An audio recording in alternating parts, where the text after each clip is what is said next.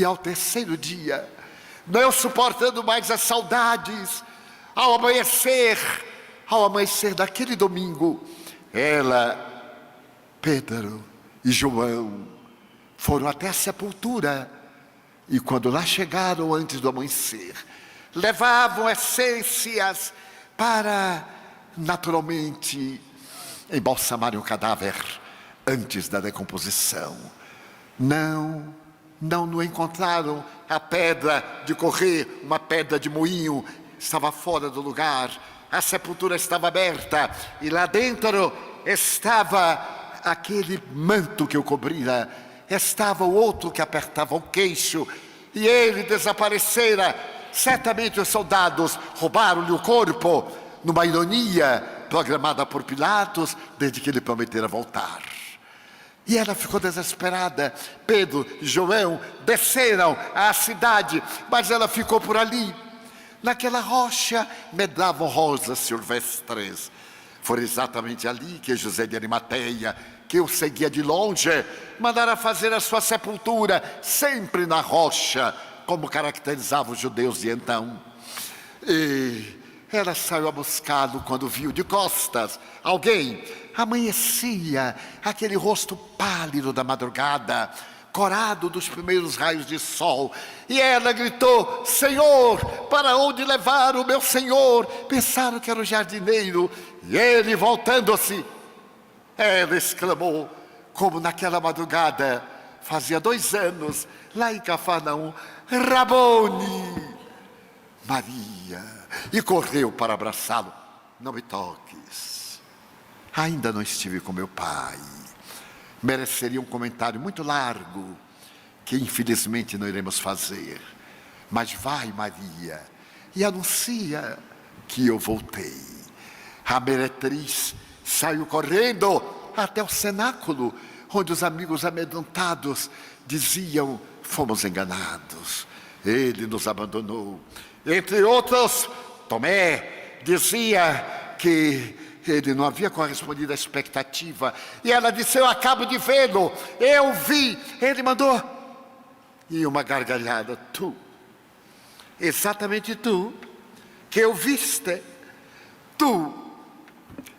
Não podemos acreditar, porque nós somos assim. Nós perdoamos o que tomba, mas nunca esquecemos do seu erro. Sempre lembramos, sempre lhe passamos na cara. Falamos da redenção do culpado, mas olhamos para que ele se lembre que nós conhecemos a sua desdita. Logo tu. E ela sentiu-se envergonhada. Era a única mulher ali no grupo. Mas a Mãe Santíssima cercou-se-lhe. Ainda é narrativa do Espírito Humberto de Campos. Abraçou-a ternamente e disse-lhe: minha filha, o meu coração de mãe diz-me que tu viste. E sorriu. Foi assim que surgiram as primeiras aparições, ali mesmo. A segunda apareceu, dizendo a Tomé: vem, toca, e rasgou-lhe a indumentária no peito. E Tomé, trêmulo, tocou a chaga. Eu creio. Tu creste, porque viste. Bem-aventurado, porém, seja todo aquele que não vendo crê. E agora eram as alegrias da ressurreição. Ele aparecera a 2 viandantes de Emaús. Ele estivera também na praia. Aparecera naquela pesca dita milagrosa. Parecia um fantasma que estava na praia, enquanto os amigos atiravam redes ao mar. E ele disse: à esquerda. E atirando as redes à esquerda, a pesca com mais de 58 peixes foi colocada na barca, que oscilou. Ali naquela praia também ele comeu peixe assado, para mostrar que não era uma visão, que não era etéreo, era ele materializado. Era ele que voltava da erraticidade superior para as palavras finais. E viram também naquela tarde esplendorosa na Galileia, quando João recordando-se, falava quase 500 pessoas que se reuniram. Eu conheci o Mestre, e ele apareceu aos olhos de todos, e propôs: ide e pregai o meu Evangelho. Os 500 da Galileia saíram então, desde ali, a repetir as lições inolvidáveis da Boa Nova, e é provável que algum de vós tenhais estado e que está ouvido: ide e pregai o meu Evangelho a todas as gentes.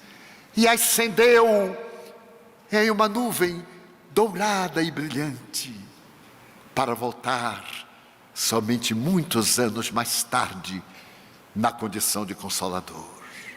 Maria estava também, mas agora no momento de cada qual partir para as suas atividades.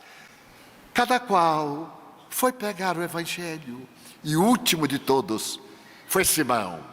Foi na praia de Cafarnaum, quando Simão despediu-se dela e falou que ia para longe levar o Evangelho. E ela, tomada de ansiedade, disse: leva-me contigo, Simão. Eu sou pobre e só. Maria: não posso. Tu és mulher. Eu sei da tua redenção, mas as mulheres são fracas. E é necessário que o Evangelho seja vivido por seres fortes. Perdoa-me, mas eu tenho medo de levar-te. Perdoa-me. E se foi. E ela ficou. E foi à cidade procurar trabalho. As mulheres viam-na e diziam: volta ao prostíbulo. Tu que roubaste nossos homens, volta ao prostíbulo. E ela sorria triste. Nós nunca perdoamos quem erra. Esta é a verdade, com algumas exceções. Volta aonde estão os teus encantos, miserável. E de porta em porta, e os homens diziam: volta, ainda és bela, nós te daremos o poder. E ela não dizia nada, sorria triste, porque o passado é uma sombra que acompanha nossos passos na direção do futuro. Até que, numa terceira madrugada, estava na praia reflexionando, quando escutou a matraca que carregava os miseráveis e gritavam: Morfeia, para que todos se afastassem. E viu aquele grupo que vinha lá na curva. Também desejou afastar-se, mas estava acostumada com a lepra. E eles chegaram, eram doentes da Síria, que viajaram. E ela perguntou-lhes: aonde ides? A quê e a quem buscais? A Jesus de Nazaré. Foram um deles amputado sobre uma animalia. E ela falou triste: porque demorastes tanto. Ele foi assassinado. Havia crianças, havia mulheres, deformados. Aquele magote de miseráveis estava assinalado pela decomposição do terrível vírus. E sem dar-se conta, ela falou sobre Jesus. Ele se foi, mas nos deixou o seu legado. E sem perceber começou a falar daquilo que ela vira. E aqueles homens e mulheres desceram das animálias, sentaram na praia, e ela falou com uma ternura inabitual, falou com uma doçura aureolada de paz, até que as autoridades da cidade, sabendo que chegara um novo grupo de leprosos, veio expulsá-los na direção do Vale dos Imundos em Jerusalém. E eles partiram. Todos eles. As criancinhas deram-lhe adeus com mãos sem dedos. E de repente ela disse: mas eu não tenho ninguém. São os meus primeiros amigos. E gritou: esperai por mim. Correu, abraçou algumas crianças. E semanas depois, no Vale dos Imundos, entrava uma estranha caravana, e no meio delas uma mulher, que trazia marcas de beleza ímpar. E ali, cada entardecer, em um lugar de altura regular, ela falava sobre Jesus para aquele grupo de estranhos. E falava com uma ternura tal que os embevecia. Quase 10 anos após, em um nascedouro de água, ela se banhava quando percebeu no colo a despigmentação como uma pétala de rosa. Atribuiu ser o lodo. Tomou de um graveto e cravou. Não sentiu dor. Era peculiar porque ela dizia sempre: vós, os leprosos, e falava por Jesus. Mas naquela tarde, o seu discurso foi diferente. Nós, os leprosos, a bela mulher de Magdala estava leprosa também. Hei de pagar na carne os crimes que na carne cometi. Não é exatamente assim, mas era uma forma de autopurificação. E foi deformando. O tórax emurcheceu, a cabeça bamboleava nos ombros magros, as abas das orelhas cresceram, as do nariz ficaram transformadas em uma ferida não cicatrizante, os lábios entumeceram, a vista estava agora marcada por vários derrames de sangue. Ela oscilava, e então disse, naquela última tarde: eu vou visitar a Mãe Santíssima em Éfeso, muito distante. E todos disseram: não vás, não aguentarás o calor. Ela sorriu: é meu último pedido, eu quero despedir-me da senhora. E então, cambaleante, viajava à noite, e ao dia recostava na sombra do arvoredo das velhas muralhas. Crianças atiravam-lhe bagas de pão, e ela andou, e num dia ensolarado, diante daquele mar maravilhoso, ela pôde ver Éfeso, a cidade que estava João, e onde morava Maria, num dos aclives, a 8 quilômetros da cidade, como viria mais tarde a grande vidente alemã, que teria identificado a casa em que João morava com a Mãe Santíssima, a vidente Emérite.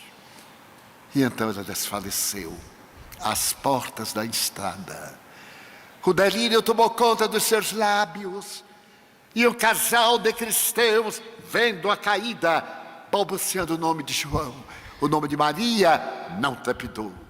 O casal carregou-a e levou-a até a casa de pedras, de poucos cômodos, acima, de onde se pode ver o mar Egeu, como descreve a mediunidade de Chico Xavier, límpida e cristalina, e cuja porta Maria Santíssima ficava olhando o mar que seu filho tanto amava em Cafarnaum, e onde ele lhe apareceu para arrebatá-la mais tarde. Mas então, a mulher de Magdala estava em delírio. João subiu correndo, e durante 3 dias e 2 noites, ela permaneceu naquele delírio de febre, e não recuperou a razão. Maria, a Santíssima, acariciou-a, e João falou-lhe palavras de ternura, e no amanhecer do 3º dia, ela sentiu algo estranho. Sentiu que uma força peculiar arrancava-lhe do escafandro material, e ela recuperara a juventude, como naquela madrugada. Então, força estranha conduziu-a, como se fosse uma caravana divinal. A natureza balbuciava uma sonata da voz do vento e do arvoredo. E ela foi levada, podendo ver que o Jordão parecia uma harpa olhado de cima. E que Jesus foi aquele que tocou na harpa da natureza a canção inolvidável da imortalidade da alma e do amor. E de repente, ela estava na praia de Cafarnaum. Ela estava assim, na praia de Cafarnaum. Estava tocada profundamente pelo espírito da alegria e da vida. Ali recordava, estava com a indumentária de quando fora seduzida, fazia tantos anos, apenas aos 15 anos. E olhando para o mar, aquele mar que fica a 200 metros abaixo do nível do mar Mediterrâneo, naquela fossa, que termina na fossa mais profunda da terra, que é o Mar Morto, a 400 metros abaixo do Mediterrâneo. Ela ficou ouvindo uma suave melodia quando ela percebeu uma luz que flutuava sobre as águas. Apurou os olhos, adentrou-se pelo mar. Era Jesus. Ele distendeu-lhe os braços. Ela tirou-se-lhe. Ele disse: Maria, já atravessaste a porta estreita. Agora vem comigo para a casa de meu Pai, em homenagem a todas as mulheres do mundo. Tu que te soubeste redimir, vem, Maria. E um rastro de luz desapareceu na madrugada. E naquela noite, provavelmente um astrólogo das regiões distantes, olhando os céus, percebeu uma novíssima. Não era uma estrela, era o rastro de Maria de Magdala entrando no reino dos céus. Na minha opinião, descolorida e simples, foi a maior revolução de amor. Todos os equívocos foram solucionados, porque no amor que Jesus nos ensinou está a resposta para todas as amarguras da gente. Está a resposta para a nossa busca no amor.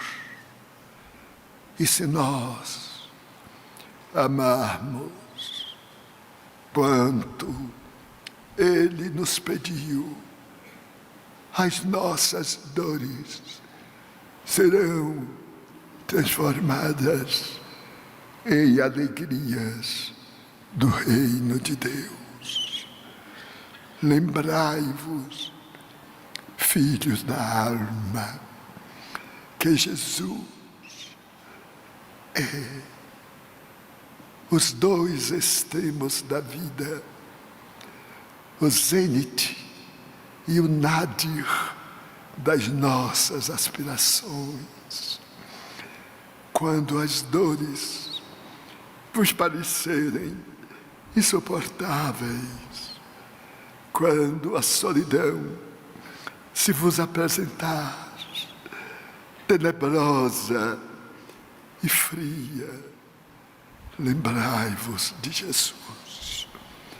Uma voz sequer levantou-se para inocentá-lo, e eram centenas aqueles a quem ele atendeu.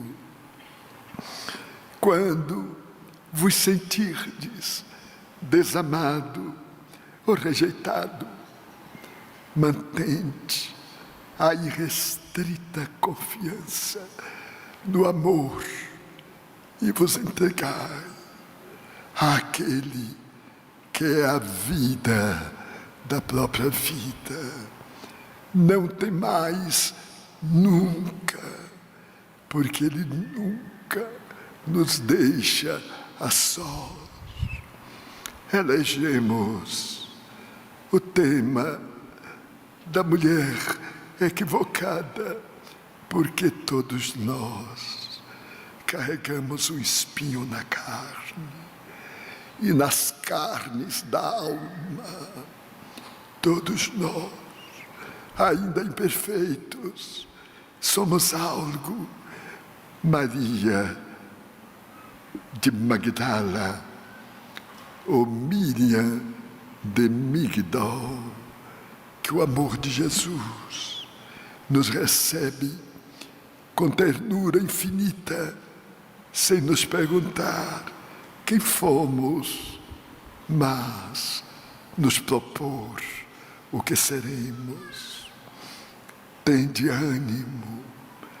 São horas muito difíceis de testemunho e de lágrimas, de ansiedade e de desamor. Mas crede, filhos da alma, Jesus não venceu no mundo, venceu o mundo das paixões. Sede vós aqueles que podeis vencer as sombras do pretérito que vos arrebatam muitas vezes de volta aos abismos da alucinação. E amai, pagai o preço do amor, socorrei por amor, erguei por amor, libertai por amor, e vos sentireis salvos, erguidos, amparados por alguém que distenderá as mãos e dirá com sorriso: vinde, já atravessastes a porta estreita, vinde à casa do meu Pai. Nestes dias, meus filhos, o endereço de Deus chegou aos vossos corações. Tendes agora o mapa da vitória. Cabe-vos alcançar pela rota abençoada da bondade, da misericórdia, do amor e da doutrina libertadora dos imortais, para que a plenitude do reino dos céus, desde hoje, se vos instale no coração. Muita paz. O servidor, o mínimo de sempre, que vos fala em nome dos espíritos espíritas aqui presentes. Ide em paz. Bezerra.